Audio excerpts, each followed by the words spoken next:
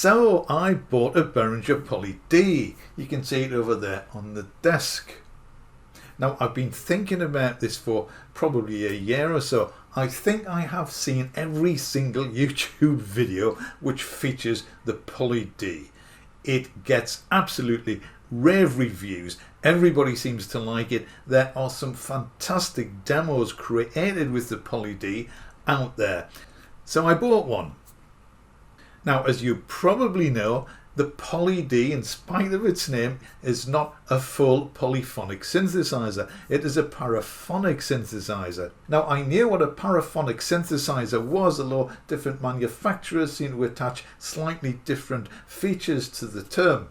But I was not 100% certain how paraphony, if that's the word, worked in the Poly D. Now, I have watched, I believe, every single review of the Poly D on YouTube, and not one of them explains it in the way that I am going to explain it to you.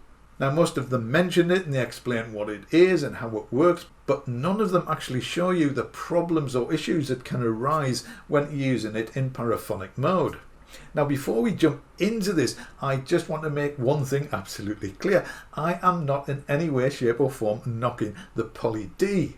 It's a paraphonic synthesizer. That's what I'm going to explore now. It is one of the best-selling synthesizers in recent years. Thousands, if not tens of thousands of people have it and love it. And dozens of musicians have created fantastic demos with it.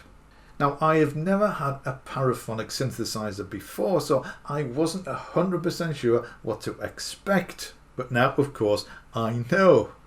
So let's head over to the Poly D and explore the weird and wonderful world of paraphony. So let's have a look at paraphonic mode. Let's just jump to mono mode first. This plays all 4 oscillators on one note.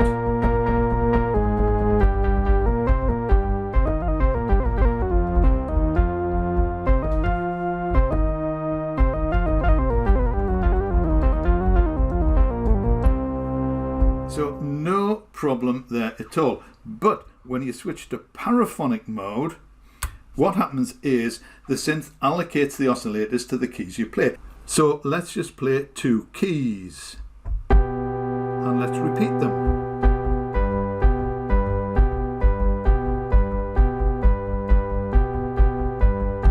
So we are pressing the same 2 keys, but we are not getting the same sound. This is because the synth allocates the oscillators to the keys depending on the order in which they were pressed. Now you can change the order. It's currently set to the last note, so the last note play takes priority. You can also set it to the highest note or the lowest note, but unless you can play a chord exactly the same way every time, the oscillators are going to switch around. So just to demonstrate this more exactly, I will play the 2 notes in an exaggerated arpeggio, so the bottom one first and then the top one.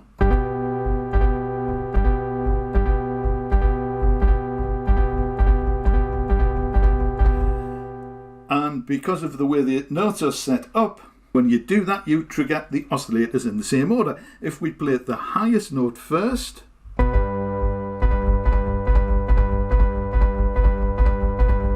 then again we get exactly the same result, which is brilliant, which is what we want. But when you're playing normally, it's incredibly difficult, if not impossible, to play the same notes in exactly the same order. So if we switch to a 3-note chord, we get the same sort of thing.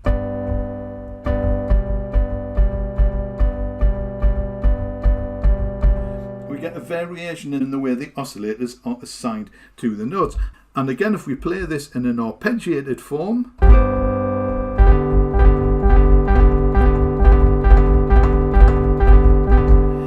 then all the notes sound the same, which is fantastic. But when you play normally, that's just about impossible to do. So if I wanted to play a little chord riff like this,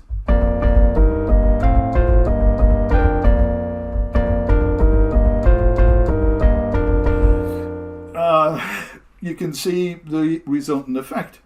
Now this happens in both unison mode and also in poly mode.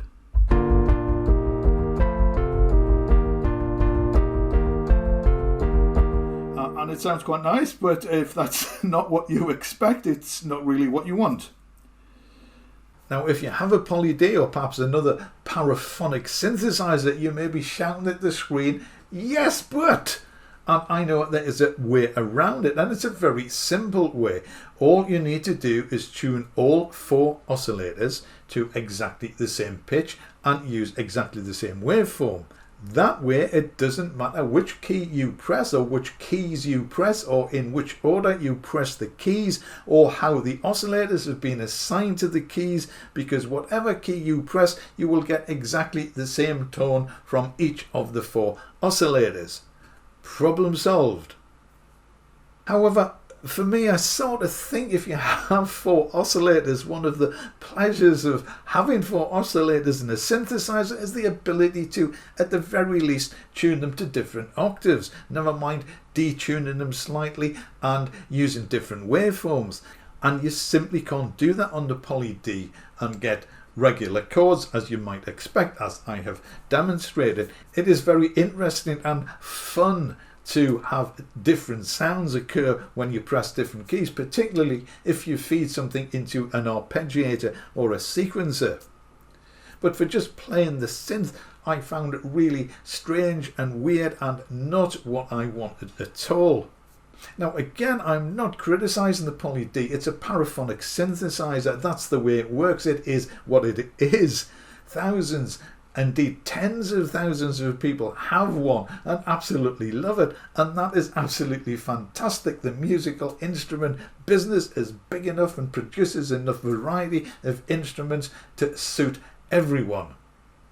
Unfortunately, and I am really disappointed in this, it didn't really suit me.